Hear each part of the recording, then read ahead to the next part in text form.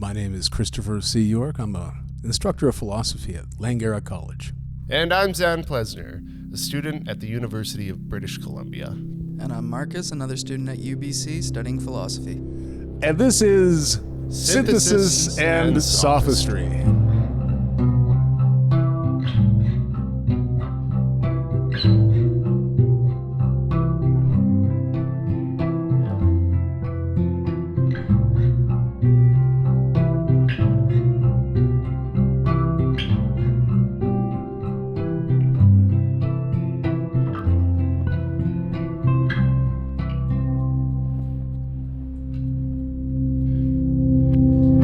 Welcome to the, conclusion of the series of podcasts on the work of John Russell.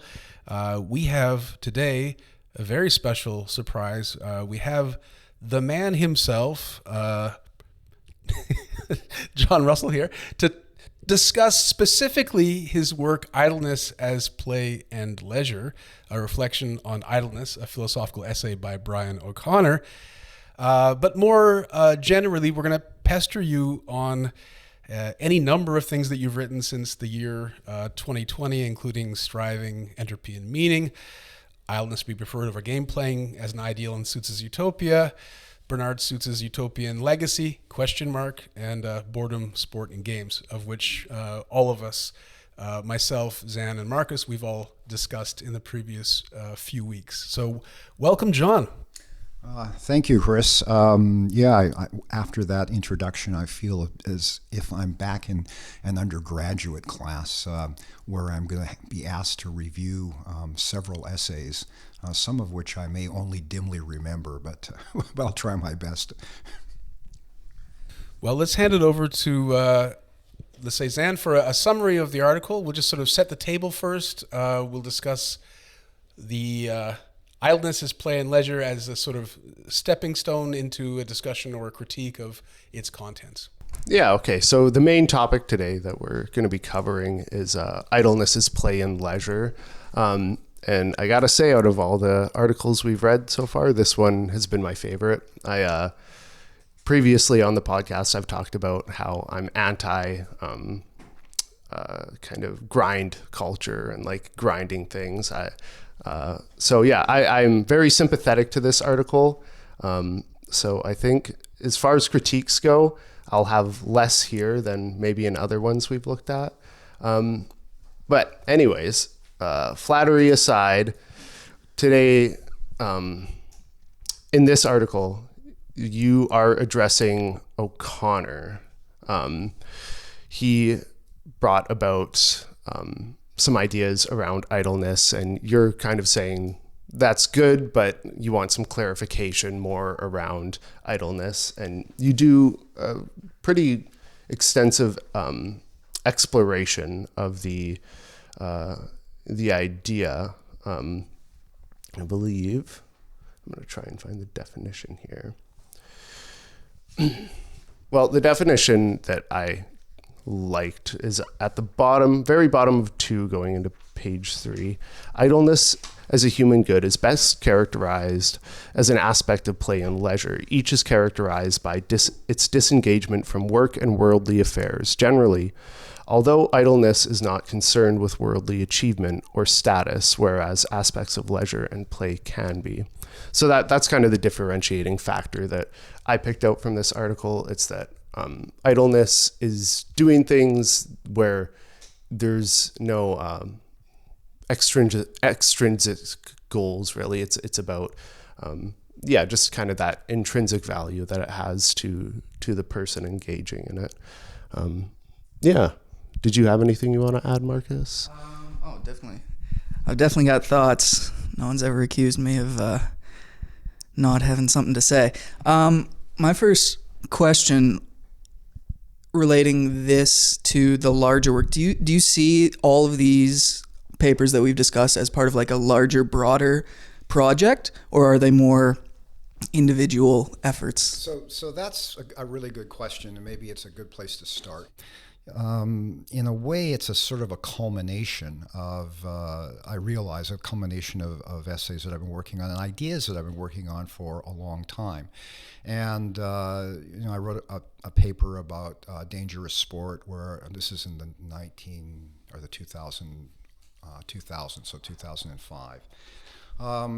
And I've been thinking about sport, dangerous sport, gaming is often about striving. In fact, I think you can think of games and sport as sort of opportunities to explore human capacities for striving and resilience. Right? You don't have a meaningful game or sport if you don't have the opportunity or the prospect to strive, and also the prospect to fail. Right? So that engages capacities for resilience. All of that presupposes a sort of capacity for striving. So I ended up writing about 5 years ago a paper on striving and arguing that alongside resilience, which I had written about earlier, there are the sort of two cardinal virtues. I think of them as better cardinal virtues and sort of classic cardinal virtues you get in Aristotle and in other virtue ethics approaches, because they're more overarching. And it's actually not clear to me that Aristotle even had the terminology to be talking about resilience in particular. So on the other hand, his virtue theory is very much about self-realization, which I think we acquire through striving, and it's also very much about virtues are ways of protecting oneself the best that you can. Human goodness is fragile. Having the capacity to strive and having capacities for resilience as sort of dispositions, as virtues, are sort of foundational to being a human being. And also, I think they're trained and explored through sport and games. So that was sort of the culmination of a lot, not really intentionally, but a lot of years of thinking about sport. In writing the paper about striving, I circulated it widely amongst my friends, and not one of my academic friends, but very many of my non-academic friends chastised me for the emphasis on striving. They said, but isn't this just too serious? Doesn't this just make life too busy? I don't like to strive, And so in that paper, I acknowledge at the end of it that striving is not everything, and that we need rests from it. And so that's where the paper about idleness as play comes. And at about this time, Brian O'Connor had published a book about idleness, and I read it and I thought it was good. And at the same time, I was thinking about Bernard Suits and his utopian ideas, and O'Connor persuaded me that we ought to take idleness seriously. And when I thought about it for a minute, I thought just how much of my life and people I know's lives are sort of centered importantly around idleness, even though they might be striving importantly in various parts of their lives. But they often strive to be idle, and so I thought O'Connor's account of idleness, which is the first really systematic attempt to outline a philosophical account of idleness, I thought it was good. The critique he gives of the anti-idling philosophers, a lot of them, maybe unsurprisingly, are 19th century German idealists. The critique he gives of the anti-idlers is, the critique he gives of the anti-idlers, these philosophers, and there's some of them in English language as well, I thought was well taken. But the conception of idleness that comes out of his book, I thought was too narrow. It very much, I'm going to caricature a little bit, it's very much an almost vegetative conception of idleness, a sort of do-nothing approach to idleness. And I didn't think of idleness that way. Bertrand Russell wrote an essay on idleness 100 years ago nearly now, and his essay suggested, again, not a careful account of idleness, but suggested other activities more than just simply basically doing nothing. Like you can be engaged in conversation, and you can, you can go to sporting events and companionship. Although O'Connor talks briefly about companionship. So Russell, I think, accepts O'Connor's near vegetative account of idleness as something that can be a good for human beings, but he transcends it. And when I think about my idle pursuits and my friends' idle pursuits, they're not really vegetative, right? They involve a lot of conversation, they involve social interaction, going to the beach, they involve playing games often, and so on. So I thought a proper conception of idleness is richer, and that's where the definition that Zan read out comes in. It involves not minimum effort, but relatively low effort behaviors. Some striving is involved. That's and the activities are engaged in simply for their own sake. So that sort of situates it in the context of my work, and related to the work on sport and games. It occurred to me that there's not really a lot of room for striving in Suits Utopia, for idleness in Suits Utopia. It's a striving utopia.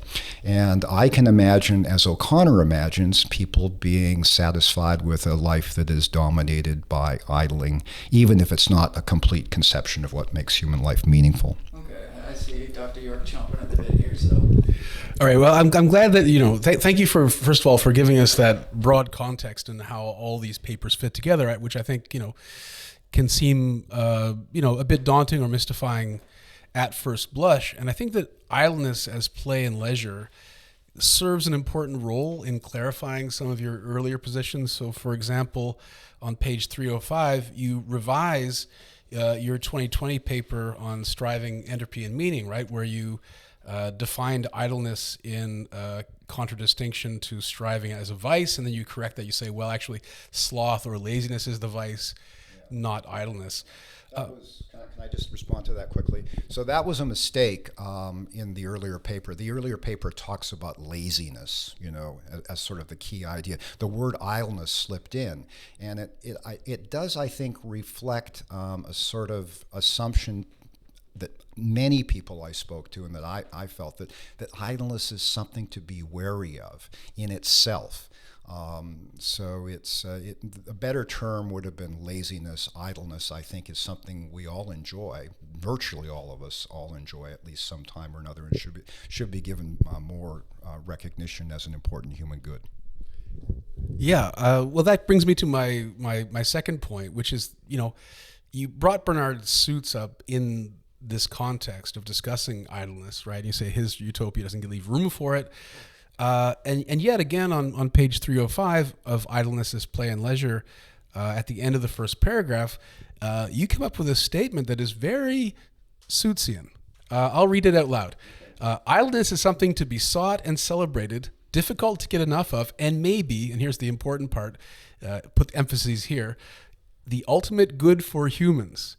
Right, and so here it brings up sort of the shades of Suits saying that play is the, ultimate good or the ideal of existence for human beings. But here you're suggesting, at least tentatively, that idleness might be the thing that all humans should be striving for. Yeah, I don't accept that view. I meant to raise that only as a sort of hypothetical, right? I think you want to explore just how prominent and significant idleness is as a human good. I do, however, think that some people may find their best selves or they're expressed in sort of a life that is dominated by idleness. I don't think you can get a completely good, complete account of the good through idleness. But I think I've come to realize that many people have very meaningful lives to them, and not irresponsible lives in any sense, by being focused on idle pursuits. Yeah, I guess taking a broad view of your work, what kind of pops out to me is this kind of pluralistic look at value and good and living the good life, right? And it seems like striving plays a big part in that, but also the idleness part. So yeah, that's kind of like, if we look at one article only, maybe something is more emphasized, but in taking your work like completely, it seems like that's what comes across for me, at least. I have a question as relates to, so you sort of restated laziness as opposed to idleness as the vice or the deficiency. Yeah. I'm curious what the opposite side of the coin is. Where does too much striving get us? So where does too much striving get us? So if you take striving as a sort of class on the model of a classical Aristotelian virtue, it's a median between extremes, each of which is a vice, right? And I did use the word laziness in the original article on striving. I should have stuck with that word and so I've just corrected that misstep in the use of the word idleness. I hadn't been thinking about idleness at that point. So one of the opposed extremes to striving is laziness, where you just have no interest in striving at all. So you have to guard against that in an Aristotelian framework. Would that vegetative sort of idleness fit within that laziness framework as well? Yeah. So. Good question. So virtues are expressed in action, and they mean to hit a mean, right? So idleness, I don't think is necessarily a type of laziness at all, right? So you'd want to distinguish between laziness and idleness. Virtues are concerned with choice, right? And so laziness or even idleness can get in the way of that at times. I'm thinking of idleness as an aspect of leisure and play, where it's valued for its own sake. But of course, idle behavior can be irresponsible behavior. You know, if I'm enjoying a cup of coffee rather than preparing for a lecture, that can be a sort of idleness that is connected to a vice of laziness, right? So these things can overlap. The other extreme of striving would be something like overzealousness, or we recognize that people can strive too hard. I'll give you a sporting example. When I used to coach pitchers, often the worst thing they could do when they were having trouble was to try harder. They actually had to try less. Yeah, otherwise they overcook it. They overcook it. Yeah. Exactly. But you'll be familiar with this too. You know, I can be writing a paper and I can be beating my head against the wall. I got to step away. Striving actually can be counterproductive in those circumstances, right?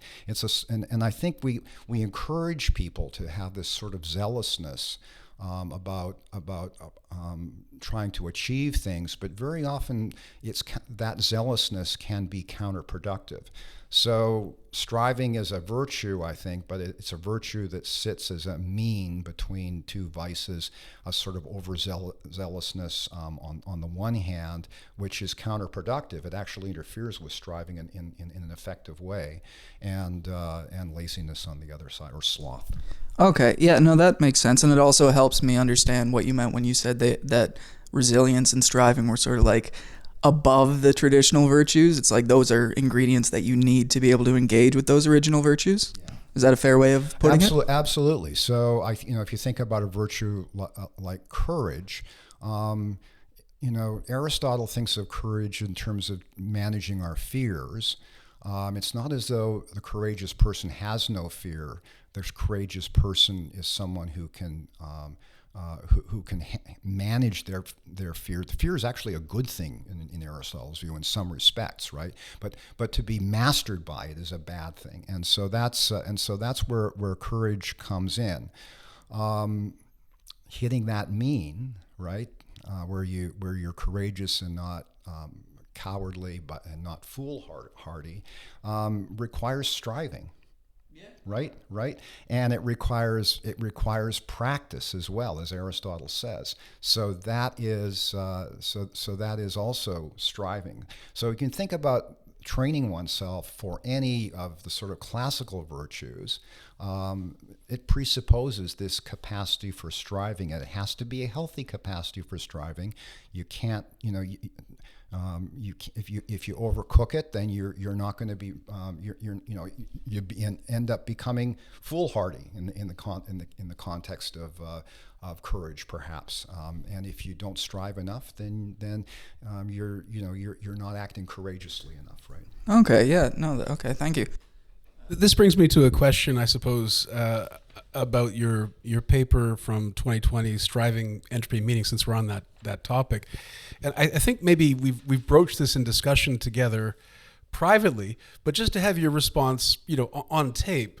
I made the observation before that, if you define striving as a virtue, it's different in type to the rest of the virtues, in that you can have that sort of relationship to itself, the second order striving.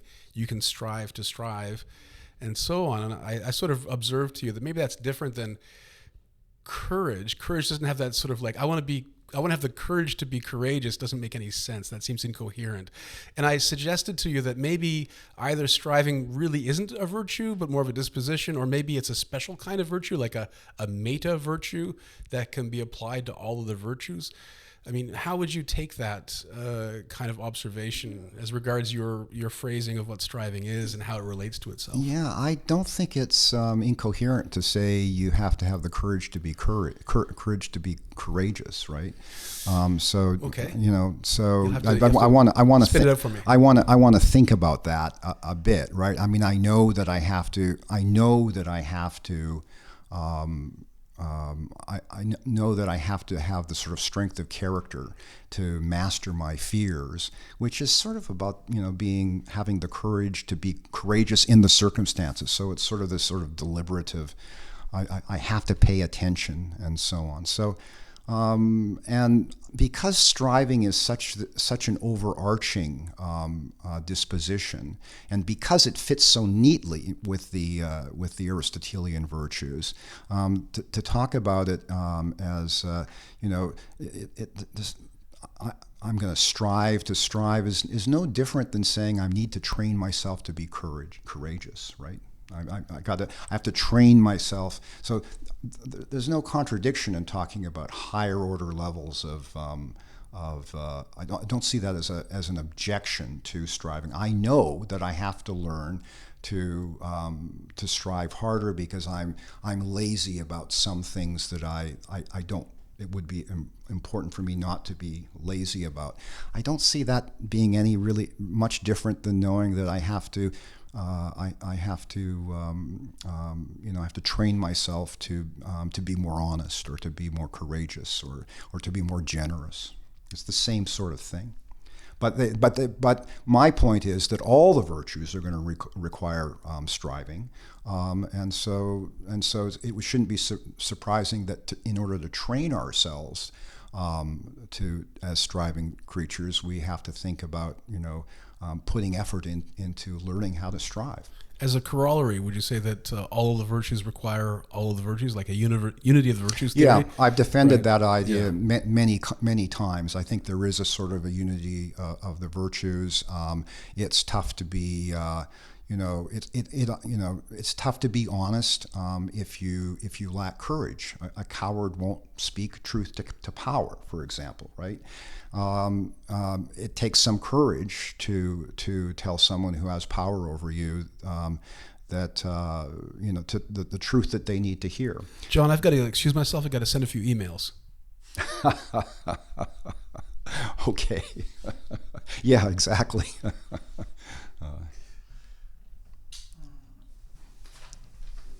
Sorry, I've derailed everything with that joke. Well, but it's not. There are it's often easier to be courageous through emails, as you may have noticed, right? You're hiding behind. You don't have to confront the person directly. Right. That's a false courage, though, isn't it? Well, it's a bit of courage, but you got to hit the mean in different circumstances, right? So if it would be better if you confronted someone directly rather than through an email, and often it is, right? It is a sort of coward's way out, often, to raise some objections through social media or through, anonymously or via email, even to a friend.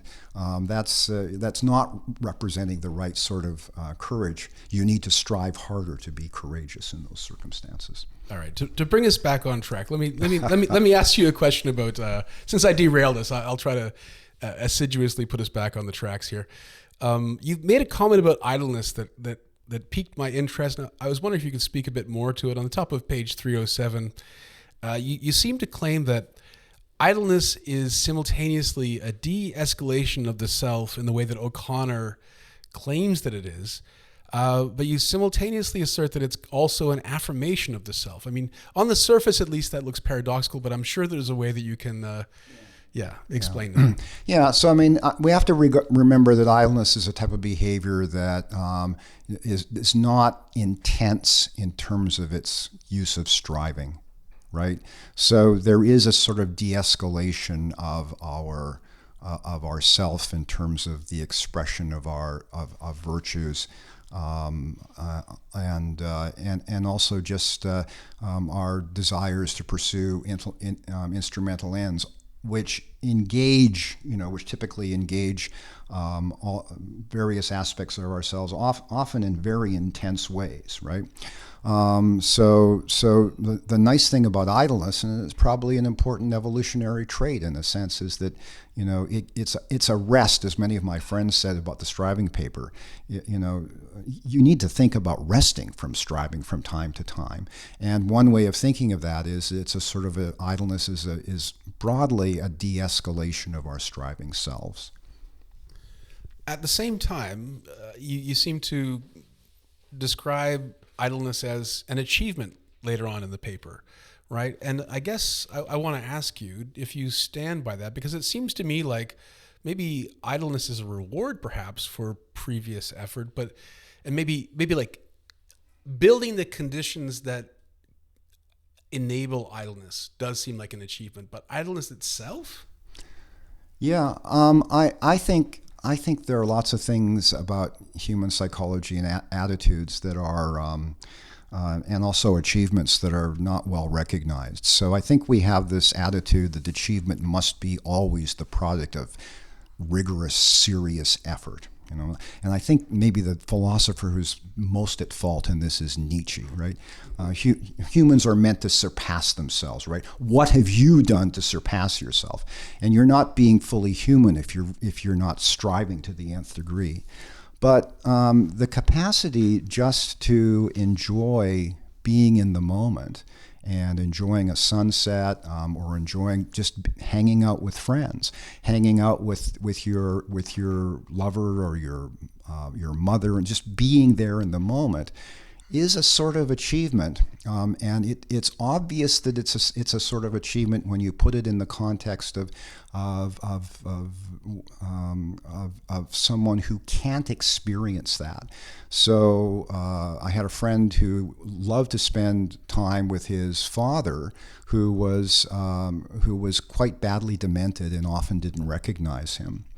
And in a way, the idle time that my friend had spending with his father was something he enjoyed greatly.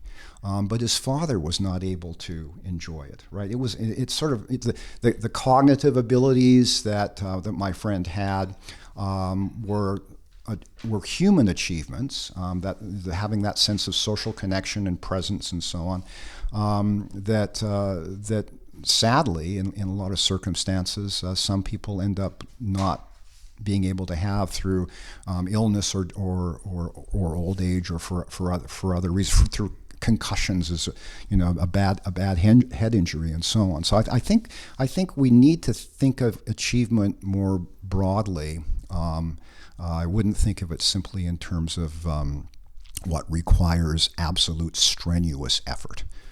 Okay, but I mean, I'm gonna attempt a reductio Yeah, then. okay. Right. So by your definition, then it looks like simply breathing might be an achievement, right? Breathing is an achievement. It's an important achievement. Right. But I mean, on our ordinary understanding of achievement, this should not be the case. So I'm going to refer you to the work of Gwen Bradford, who wrote a whole book on achievement. You're well aware of her work. She has an example about a person tying their shoelaces. For an ordinary person, tying their shoelaces is not an achievement. It's only an achievement if you are in a severely, let's say, handicapped situation, right? Then it's an achievement. Otherwise, we shouldn't think of it twice, right? And it seems like your praise of idleness as an achievement has a lot in common with Bradford's shoelace tying example. Yeah, I think Bradford is wrong, and I think Breaking news, folks. You heard it first. I You heard think it first. I think she's following in that sort of Nietzschean path. You know, that the achievement only makes sense if it's the product of surmounting difficulties and effort. What have you done to surpass yourself? The tying of a shoelace, learning to tie a shoelace, is an achievement. It's an achievement that I will always be able to rely on as long as I happen to have the cognitive and physical skills. By the way, I used to be able to tie knots really easily, right? It's and it's being represented to me now that I'm building a fence and I have to put up plumb lines and so on, that it really was an achievement, even though it was extremely easy for me, because it's not easy for me anymore. That was an achievement in a way that I've lost, even though it was relatively easy for me to do. And Bradford's view, it seems to me, doesn't acknowledge that. She's in this sort of Nietzschean outlook. And there's a real irony here, right? Because Nietzsche, I'll give a little bit of history of philosophy here. Nietzsche was criticizing what he regarded as the comfortableness of civil society, that people sought comfort, right? And that he thought they ought to be more vigorously active and they ought to strive to surpass themselves. The irony here is that he goes to the opposite extreme and really, I think, embodies this sort of capitalist busyness that you have to always be achieving, you have to always be busy and active and making more of yourself. And I think Bradford's view about achievement is a sort of a weakened, albeit, but an extension of that.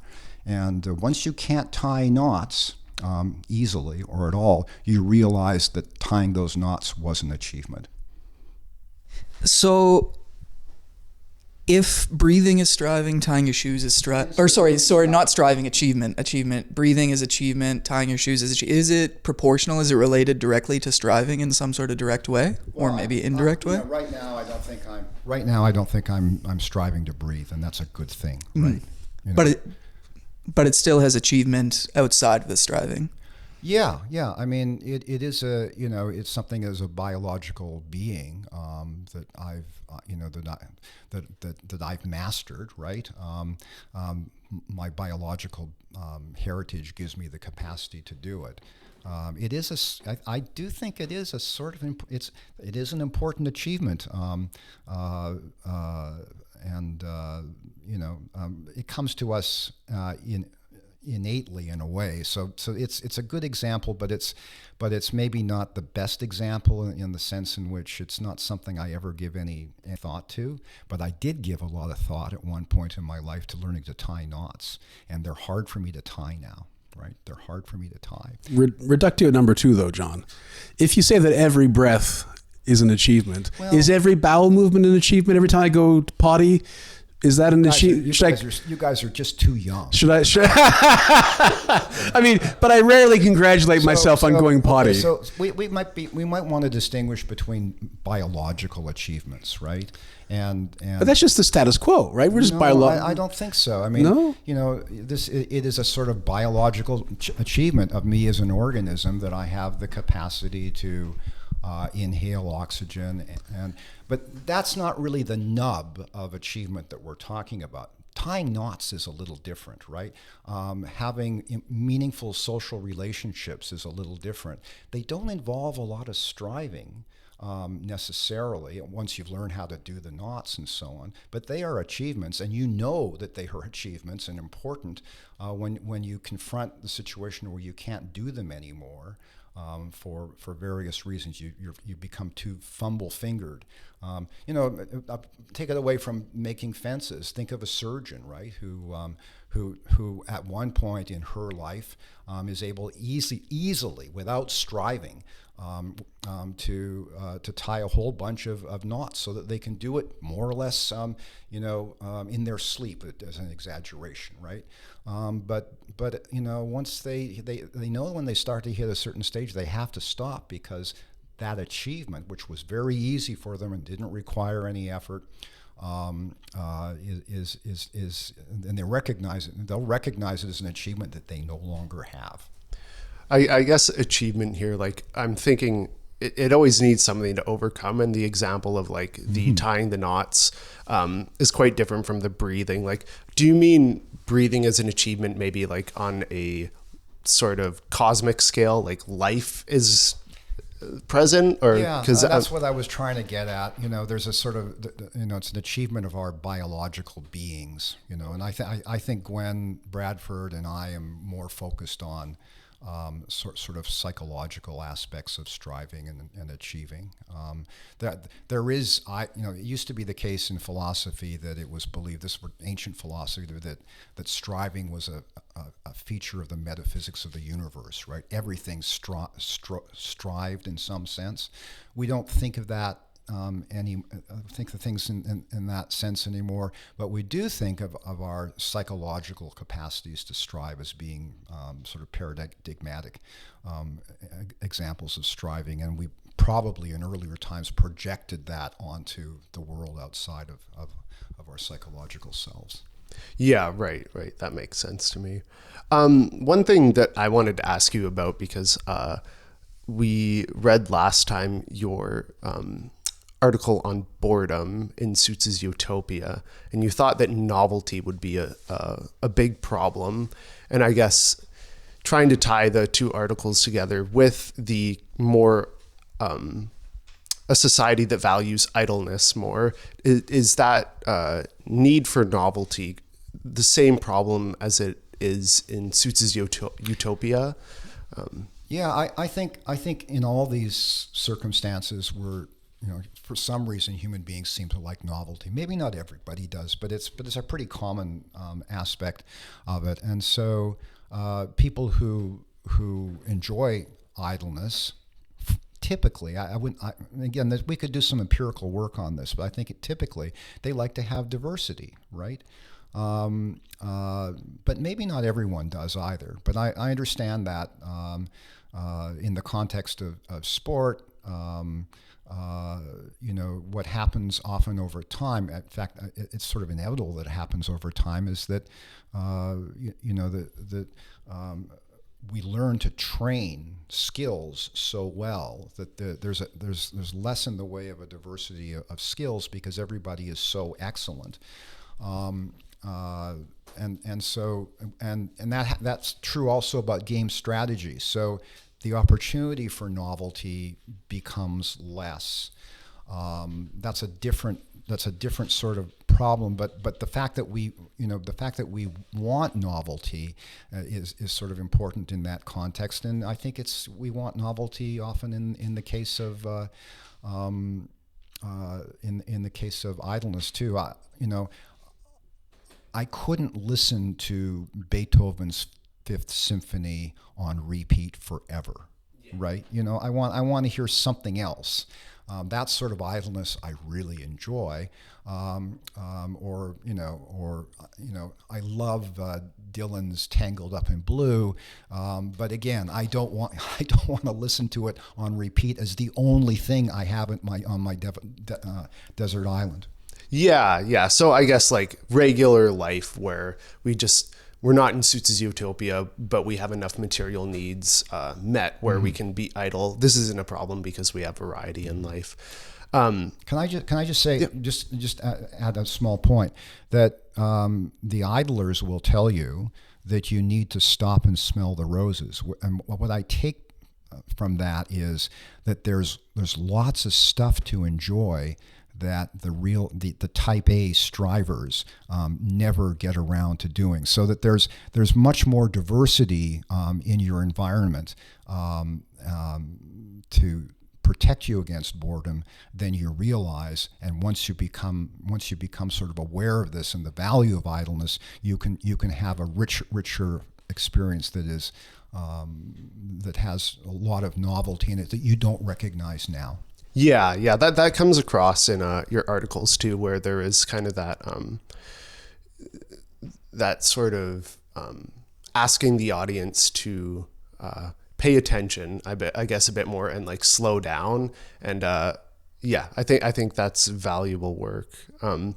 One thing that we were all very confused about with this article, and I'm not sure if it's just a small clarification, but your conclusion for the article is sport will not become boring. But it kind of seems like in Suits' Utopia, because there is kind of everything is met, and it's kind of time goes on in memoriam. It seems like the inevitability is everything just becomes listening to Beethoven's Fifth over and over, like. Yeah.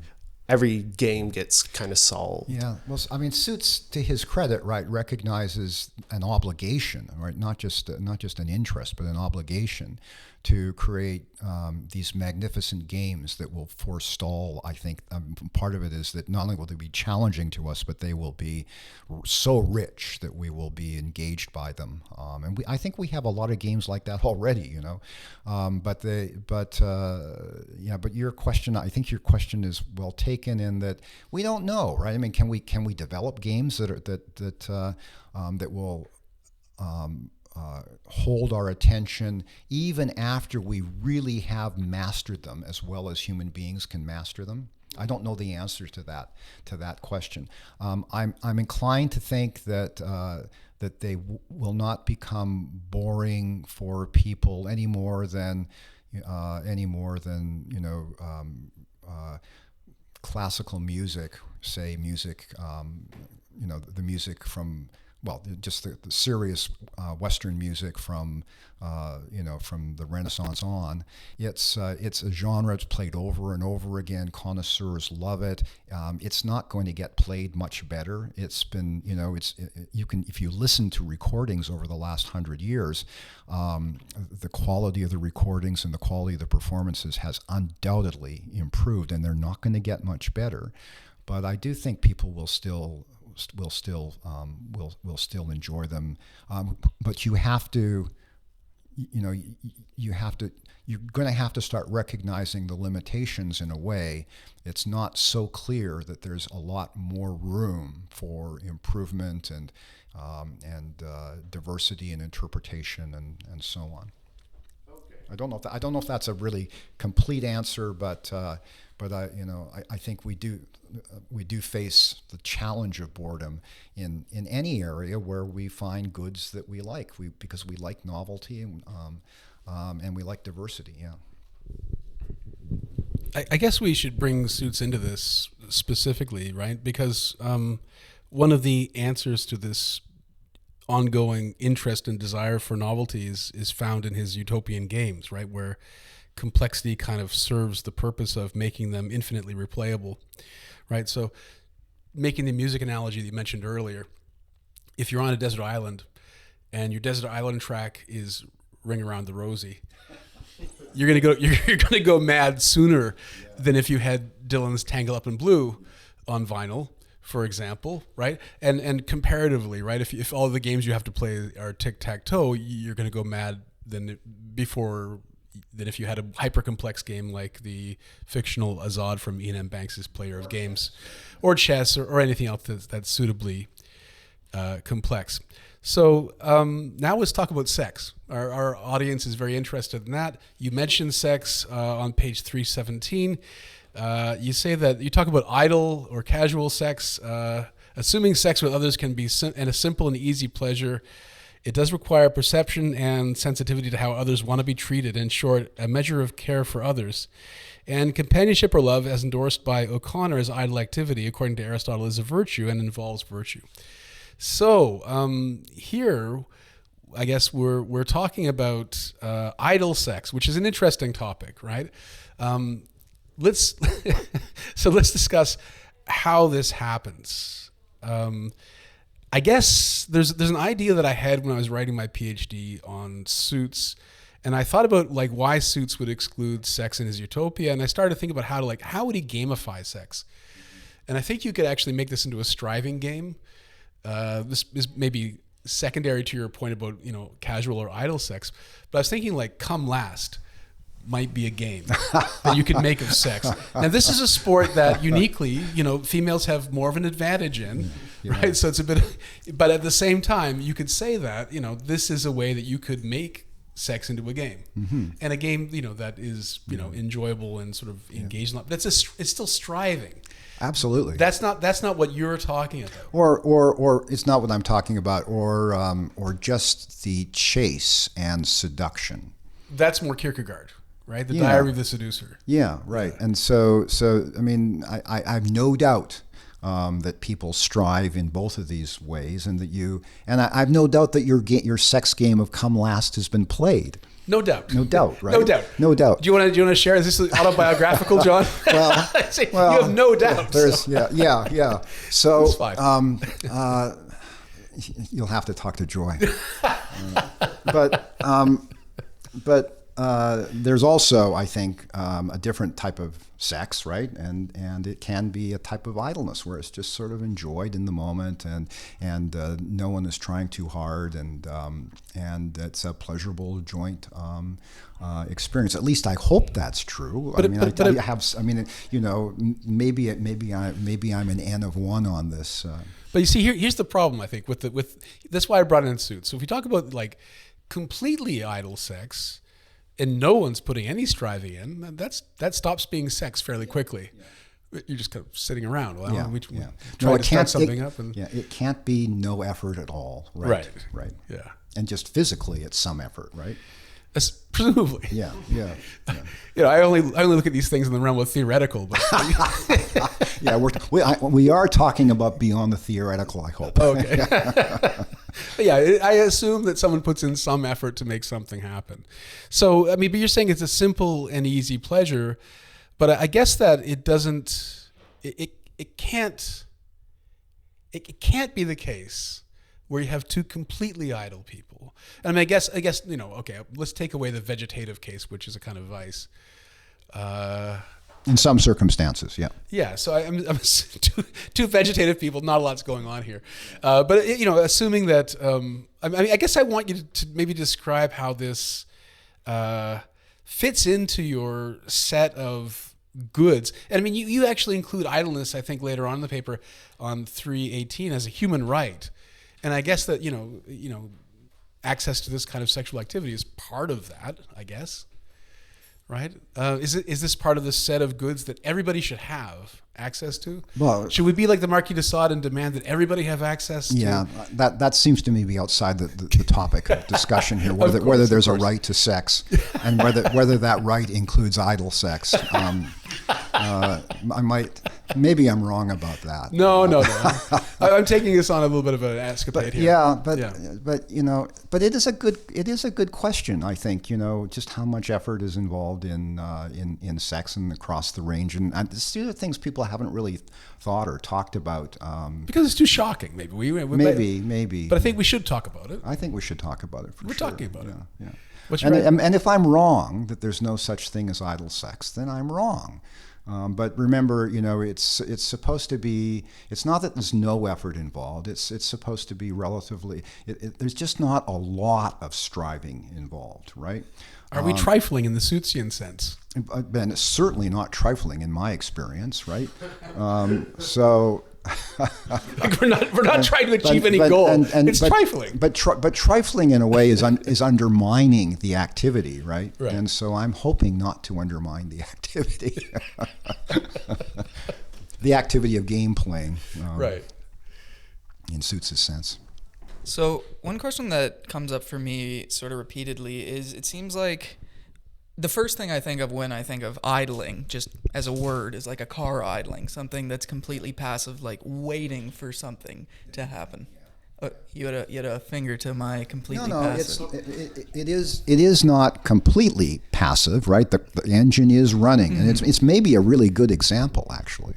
Of idling? Well, Okay. no, not of idling, but just that, again, something is happening, right? Something quite complicated is happening, and something is actually functioning very well to be idling. That we think of that as nothing happening, I think tells us something. Nothing happening maybe. in reference to some goal, I guess. Yeah, but nothing happening is in reference to some goal. So carrying on. Yeah, well, I think because if I think of myself in that car, say waiting to pick someone up, then I don't feel like I'm necessarily idling in your sense. I feel like I'm necessarily idling in a more colloquial sense of I'm just waiting, twiddling my thumbs. But unless I'm actively, even at a very bare minimum, idle sex level of engagement, unless I'm trying to be there and trying to strive in some way towards myself, that there's a lower level of idling, maybe that vegetative idling. I wondered if you wanted to draw a line between the two in any way, or if you feel that it's pretty clear. No, I think you're right that it is important to think about these distinctions within the context of idleness, and so the question is well taken, and probably more work could be done on this. We've got this O'Connor view of idling, or idleness, which I think is too narrow. But also, to his credit, he tries to defend as sort of a meaningful this very, very low level of sort of human activity, if you can call it that even, right? And my point is that, getting up in the morning and having coffee is not that, right? My point is that listening to Paul Simon is not that. It's a bit above that. And then hanging out with friends. Maybe we can even talk about. I didn't really prepare for this today, right? You guys did, so you did some striving, but maybe even this is a sort of an aspect of idleness for me too, because I've got the background and training. I've been thinking about this stuff. Maybe the podcast would be a little bit better if I had done more preparation, right? If I'd strived a little bit more. So maybe I'm at fault for being too idle in this particular context. But I feel like I'm engaged, right? And I'm sure I'm going to feel refreshed after I do this, and I'll be thinking about things later on. None of that is really about achievement, or it's just something I'm going to enjoy thinking about this for quite a while. And that's what Russell thinks of sort of the pleasures of conversation as an aspect of idleness. And I think one of the things we don't realize is that good conversations, I think this has been a good conversation, but maybe I'm biased. The pleasures of conversation sort of transcend their moment. And I will happily look back in a few moments of idleness and think about this conversation and think about other things I could have said and so on. Not that I want to revisit it or do anything more. It's just something that's going to be pleasurable for me when I get up and have my morning coffee tomorrow. Yeah, that was one thing I found really interesting, in that we can strive to idle, set up the kind of groundwork for it. And yeah, the conversation is one example. The noodling that you put in there, because I play a bit of guitar, and that's a great example too, where you strive to learn your pentatonic scale. Then once you have that, then you can just sit there. It's an endless source of fun, right? Yeah, and discovery too. Yeah. And like you said, you can reflect on it later. Oh, that's something that I did there that I can bring in next time, or if I want to try something else out. I had a follow-up, but I'm forgetting it. Yeah, you can. I have something to say, but if you go ahead. So I think it shouldn't be discounted that, and it's also a further defense of idleness, that we often work very hard to have the opportunity to be idle, right? So right now I talked about building the fence, which we can see here, but the people who are listening to the podcast can't see. Well, it's too dark to see, but it's out there. I'm building this fence, right? It's sort of crappy weather in Vancouver right now. It's raining. My neighbors love that I'm building the fence, but they can't understand why that I'm doing it in the rain. The simple reason I'm doing it in the rain is that when the weather is nice, I don't want to be building a fence. I would like to be enjoying myself, including being idle. So I'm creating sort of meaningful idle time, and of course people do that when they work and they try to get their work off their desks so they can go on a vacation, so they can enjoy their idle time and so on. So there's often a lot of preparation, striving that goes into the creation of idle time. And we shouldn't discount that, and it shows in a way just how meaningful it is for us. Yeah. This ties back into what I remembered I was going to ask. I guess, how would you reply to the sort of Nietzschean who says that if we value idleness and we just kind of let idleness happen, it'll take over. Everyone's just going to become idle. Culture will crumble. Nothing new will ever come about. Yeah, so I'm not sure that idleness is a complete account of the human good, and it can, as I say, I think in the paper, in the Journal of Play article, it can interfere with responsibilities as well. So that we have. So we have to be. It's not like idleness is the overarching good that everything else shall be directed towards its pursuit. I don't think that that's the case. It might be that an ideal life for some people is just to be idle, but I'm sort of skeptical. But and it's not consistent with sort of our normal moral obligations and so on. So I don't know if that answers your question, but yeah. Did that answer? Did that help at all? Yeah. No, and I agree. I think like the need for novelty that you bring up, and just regular human psychology, like the building of the fence is a great example, right? Like there are things that, or even working outside in the weather. You're going to have a hot bath later. The hot bath is going to feel nice because you were cold. Yeah. The Nietzschean, I think, really does,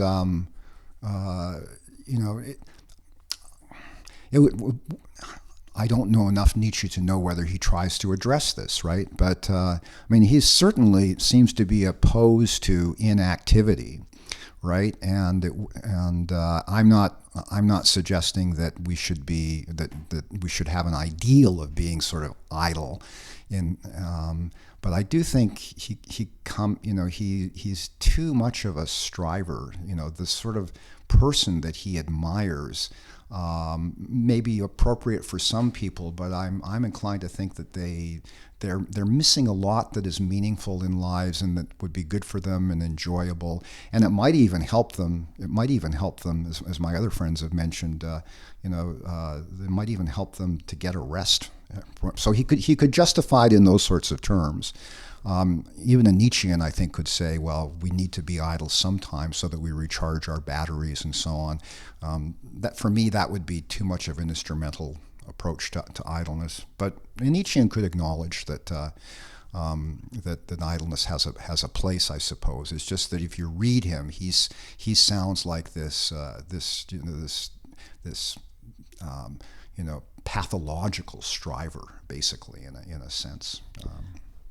Yeah, no, he's certainly on maybe the other end of the spectrum compared to where you're sitting.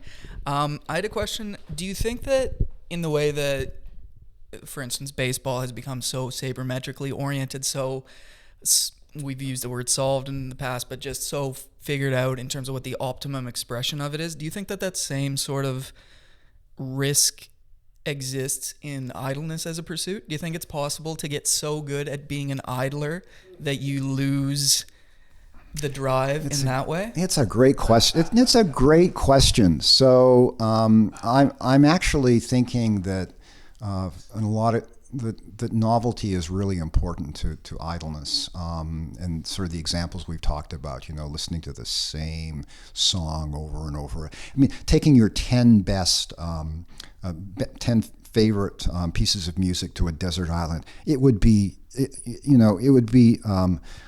painful after a couple of weeks, right? Yeah. Just those 10 pieces, right? There's a reason why I always answer with the longest movies, the longest songs I can think Yeah, of. You know? yeah. So I'm inclined to think that, we're going to look for novelty. It gets harder often to find it in sport. Could we get so good at being idle or so practiced at finding it that becomes uninteresting? I don't know the answer to that question. I think it's a good question.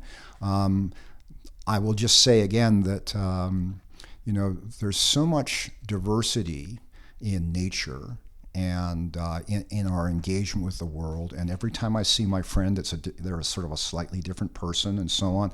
There's so much diversity just in what I confront in my environment every day. Same thing's not true about baseball strategies, right? True. True. Right? And that I hold out some hope that you just sort of have to open up your eyes and recognize. Maybe chemically assisted sometimes, I don't know, and recognize just what's going on around you, and how things have changed and how they're different, and of course sometimes just even enjoying sameness too, but they're From a different perspective. From a different perspective. Heraclitean. Yeah, from a different perspective. Yeah, I mean that's maybe a good point, right?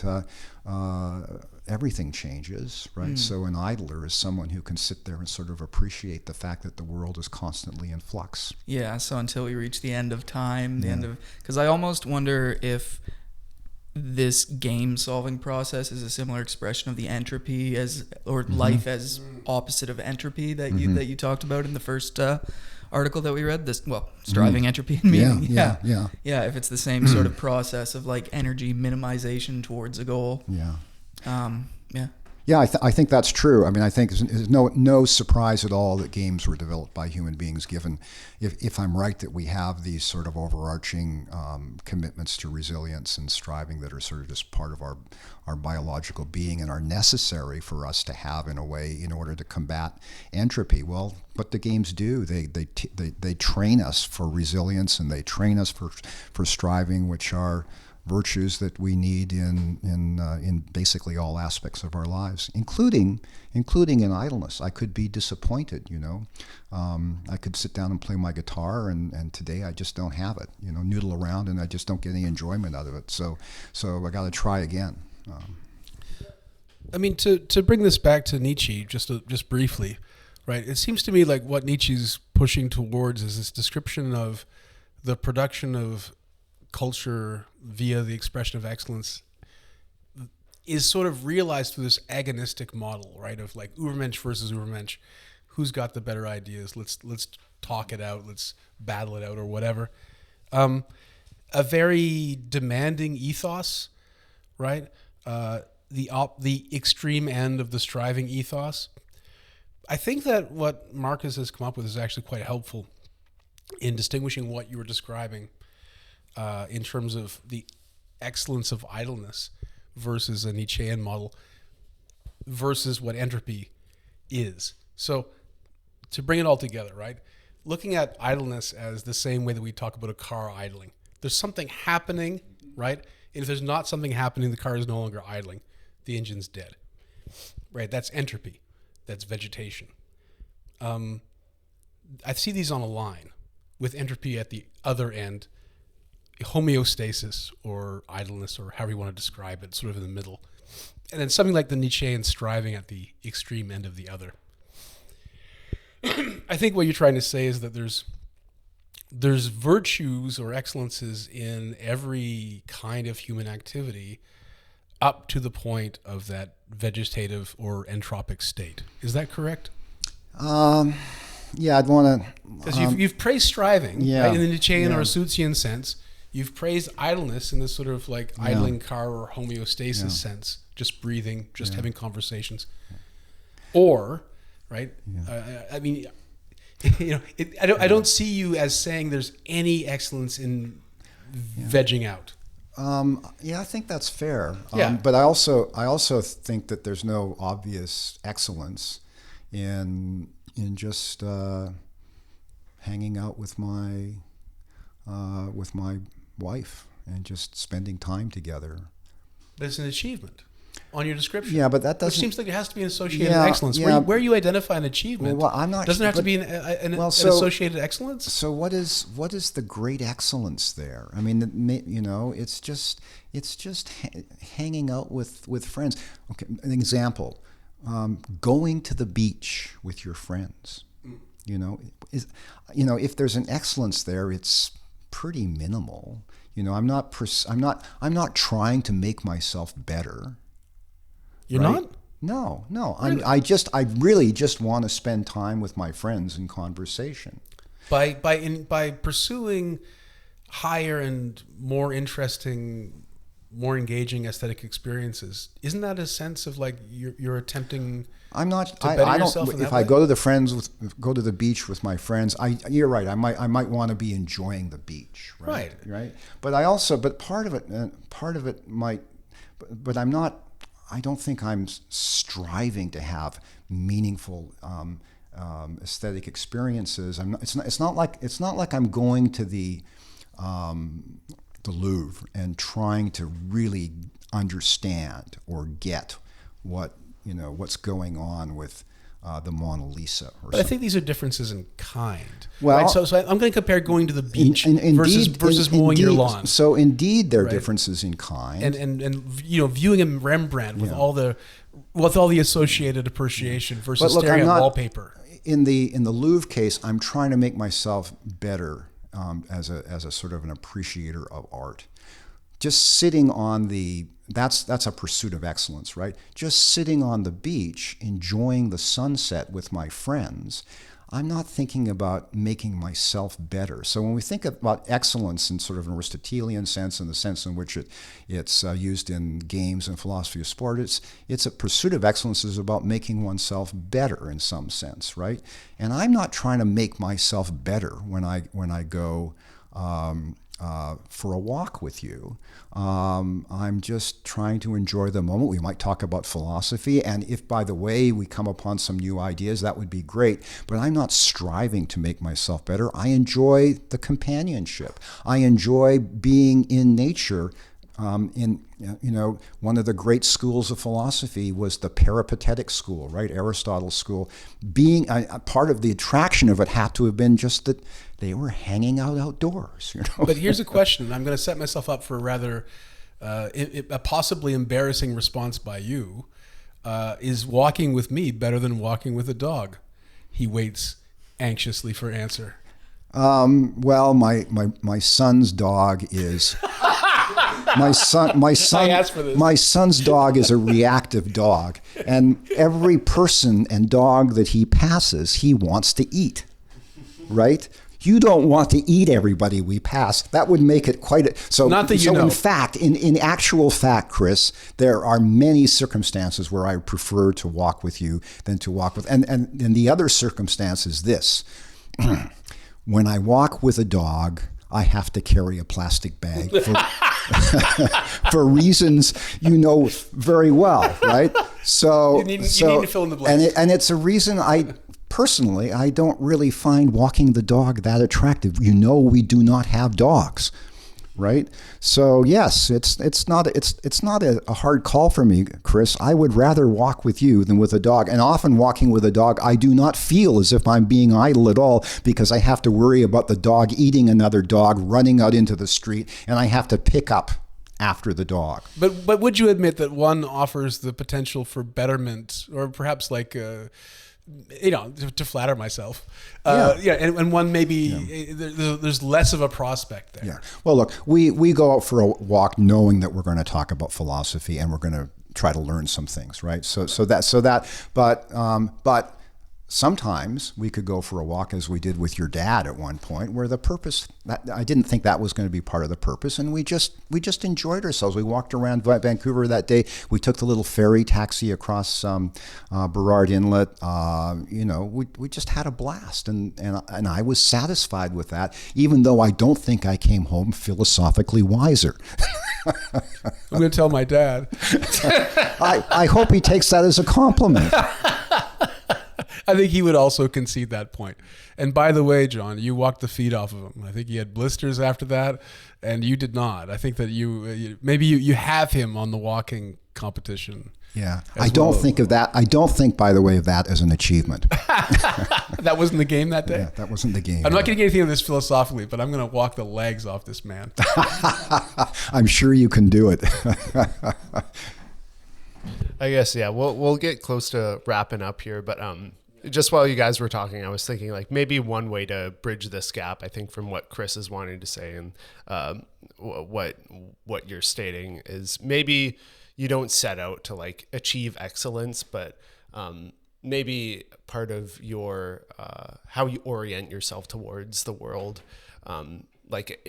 if you're going for a walk with a dog or Chris, depending on how you're valuing that experience and how you're taking it in, maybe there's some room for growth there that's kind of secondary to the thing, rather than like trying to strive towards that thing. I agree completely, and that's one of the joys of idleness, I think, is that you often have these discoveries that are not planned, but that are important and make you better. If I'm walking down the street here in a few weeks, it'll be spring, and I'm looking at gardens. I think it wasn't my purpose, but I'm going down to enjoy the gardens. But I might end up with some ideas for making my garden better. That wasn't my purpose, right? But for just an idle walk can have all those sorts of payoffs. So we should be aware in ways in which serendipity happens often in the context of idleness, and the serendipity is often something we wouldn't have acquired by other means, and that we end up rejoicing it in ways that are not predictable, but that make us better or provide resources for us to do things, other things that we want to do. But would it be fair to say that you can't cultivate those serendipitous excellences such as better gardening, better, anything, better dog scooping without that striving attitude? Not necessarily a losery attitude, but some sort of that's disposition towards those excellences? I think that's a really important point, right? So for sure, I mean, there's in the background in my mind somewhere is I want to have a nice garden, right? And so it presupposes a sort of striving nature. It's instructive then, isn't it? That that even idleness can not even idleness, but it's to be predicted that idleness can be a useful resource for us. Often in unexpected ways. I think I say that in the American Journal Play article. It can be a resource for us in sort of discovering new things that are meaningful outside of the context of idleness. Creativity. Yeah. Well, this leads me back, I guess, to what's my final question, I guess, about the paper. If that's the case, what Marcus just intoned to you, isn't it also the case that there might be a hierarchy in terms of the valuableness of idle activities, right? So we get more out of certain idle activities than others, and therefore there might be a reason to morally recommend one type of idleness over another. And then it seems like we're kind of getting back into striving territory. Yeah. Right? So I don't know that there's a hierarchy of idleness. That's an interesting idea that I hadn't given any thought to. There could be better or worse uses of idle what time. What I'm worried about is that we'll think of a hierarchy of idleness. Well, the hierarchy has to be in relation to something, and we'll end up being Nietzscheans about idleness. Idleness is good, but you have to recognize the hierarchy here. And there are better idlenesses and not so good idlenesses, and the better idlenesses are the ones that make us better people outside of being idle. That I think undermines what is sort of what Mark and I on Xanon has been indicating too. Undermines the sort of point of idleness, is that it's sort of a relaxation. It's a sort of a freedom from those sorts of hierarchies of interests and pursuits. So I think I'd like to hear more about that, but I'm concerned I'm concerned that it might end up undermining the project of respecting idleness. That was my hidden project.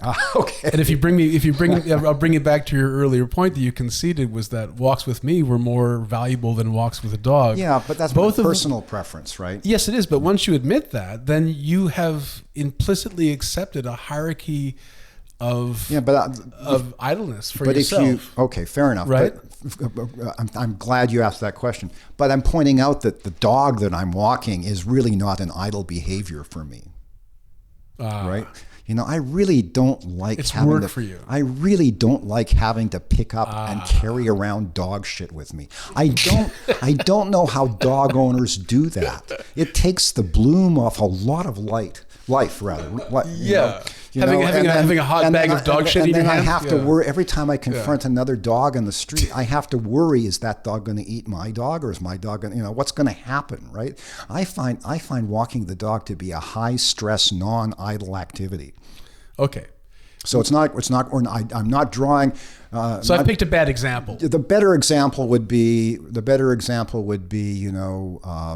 would you rather listen to the band music from Big Pink or go for a walk with Chris? Whew.